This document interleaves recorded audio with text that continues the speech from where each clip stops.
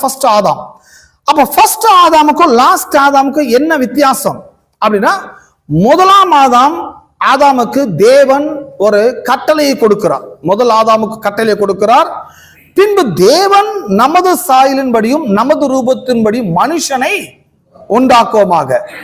மனுஷனை உண்டாக்குவோமாக சொன்ன உடனே இந்த மனுஷன் என்னவா இருப்பான், எப்படிலாம் வாழ்வான்றது சொல்றாரு. அவரு என்ன செய்யணும், இவன் மனுஷன் உண்டாக்கிட்டு விட்டுட்டு போல.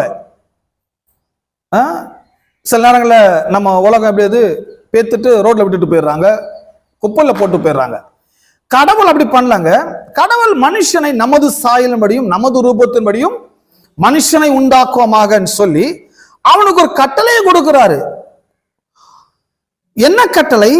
அவர்கள் சமுத்திரத்தின் மச்சங்களையும் ஆகாயத்து பறவைகளையும் மிருக ஜீவன்களையும் பூமி அனைத்தையும் அவர்கள் ஆள கடவுள்